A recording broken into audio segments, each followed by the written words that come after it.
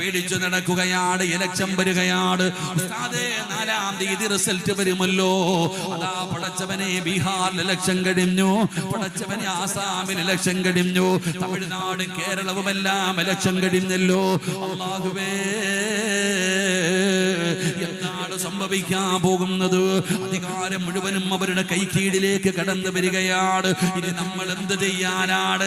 നമ്മുടെ ടെൻഷൻ അതാണടോ, നമ്മുടെ ടെൻഷൻ അതാണടോ, നമ്മുടെ പേടി അതാണടോ. എന്റെ പ്രിയപ്പെട്ടവരെ, അല്ലാഹുവിനെ കുറിച്ച് പഠിക്കടാ ചെറുപ്പക്കാരാ.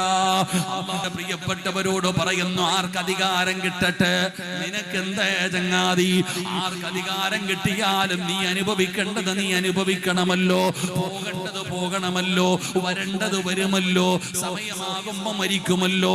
ആർക്ക് ഭരണം കിട്ടിയാലും ഈ വാഴ് പറയുന്ന സിറാജ് പടച്ചവരെ മുഖ്യമന്ത്രിയായെന്ന് പറഞ്ഞാൽ നിനക്ക് പ്രത്യേക പ്രയോജനമൊന്നുമില്ല. നിന്റെ ഉമ്മാടെ ഗർഭാശയത്തിൽ കിടക്കുമ്പോൾ അല്ലാഹു നിന്റെ സർവ്വകാര്യങ്ങളും എഴുതി വച്ചിരിക്കുകയാ. പൊന്നാര ചങ്ങാതി, ആർക്ക് ഇവിടെ എന്ത് കിട്ടിയാലും നിനക്കൊന്നുമില്ല. നിന്റെ ഉമ്മാടെ വയറ്റിൽ കിടന്നപ്പോ തന്നെ അല്ല നിന്റെ മരണം വരെയുള്ള കാര്യം എഴുതി വെച്ചിട്ടുണ്ട്.